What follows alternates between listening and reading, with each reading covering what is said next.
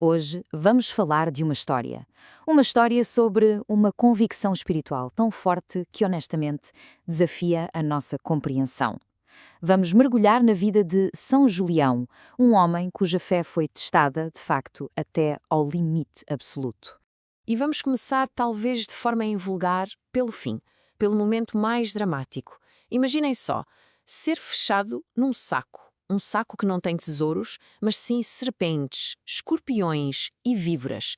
E depois, ser lançado ao mar. Isto não é o começo de um filme de terror, não. É o culminar da vida de um homem. Foi este o seu martírio.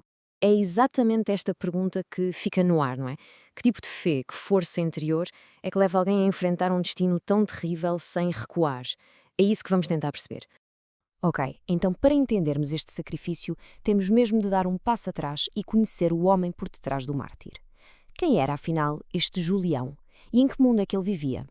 Bem, estamos a falar do século IV, em pleno Império Romano, governado pelo imperador Diocleciano, e é importante sublinhar isto. Esta era uma altura terrível para se ser cristão. A perseguição era intensa, sistemática e muito, muito perigosa. E é neste cenário que surge Julião. E olhem que ele não era uma pessoa qualquer, não.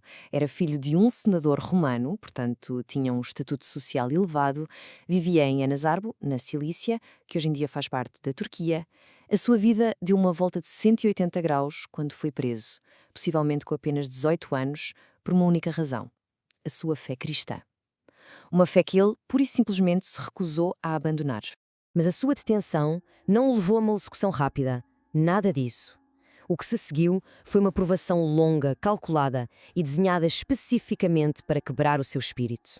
E o que é realmente impressionante e até difícil de imaginar é a duração disto tudo. Não estamos a falar de dias ou semanas. A sua aprovação durou 1 ano.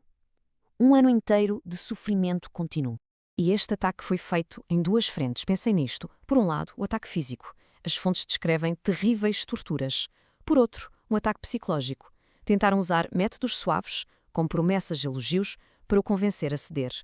Foi arrastado por várias cidades da Cilícia e gozado em público. O objetivo era claríssimo: humilhá-lo até ele quebrar e renunciar à sua fé. E no fim de tudo, o ponto central é este. E é impressionante. Apesar de 1 ano de dor física e de uma enorme pressão psicológica, a sua convicção espiritual manteve-se intacta. Nada, absolutamente nada, o conseguiu demover. Claro que esta resistência, esta força toda, acabou por levar os seus captores, liderados pelo prefeito Marciano, a tomar uma decisão final e brutal. E é aqui que o seu destino se transforma noutra coisa. Na palavra mártir. É interessante porque a palavra vem do grego e significa, precisamente, testemunha.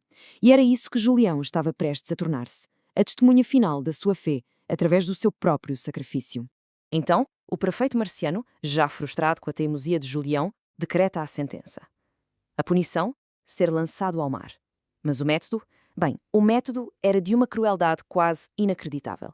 Foi cozido dentro de um saco, meio cheio de areia, e para garantir que não havia escapatória, juntaram-lhe serpentes venenosas e escorpiões. Mas, como tantas vezes acontece nestas histórias de grande fé, a morte raramente é o fim. O seu sacrifício, na verdade, abriu um capítulo completamente novo, o do seu legado. Pensem nisto. O mar, que era suposto ser o seu túmulo anónimo, que era para apagar a sua memória, acabou por ser o que espalhou o seu legado. As águas levaram o seu corpo até Alexandria, no Egito. Lá foi encontrado e devidamente sepultado, e mais tarde as suas relíquias foram levadas para Antioquia, um dos grandes centros do cristianismo daquela época. E foi em Antioquia que uma das figuras mais importantes da igreja da altura, nada mais nada menos que São João Crisóstomo, pregou uma homilia em sua honra. Isto, claro, solidificou a sua veneração e garantiu que esta história de fé inabalável nunca seria esquecida. E a prova de que a sua memória perdura está aqui.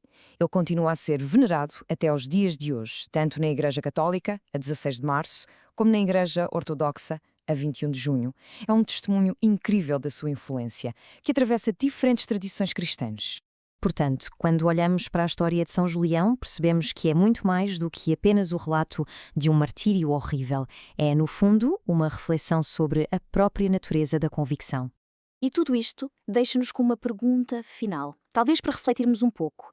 Depois de tantos séculos, O que é que uma história como esta, uma história de uma fé inabalável, testada até ao limite do imaginável, o que é que nos diz sobre a força das nossas próprias convicções, sejam elas quais forem?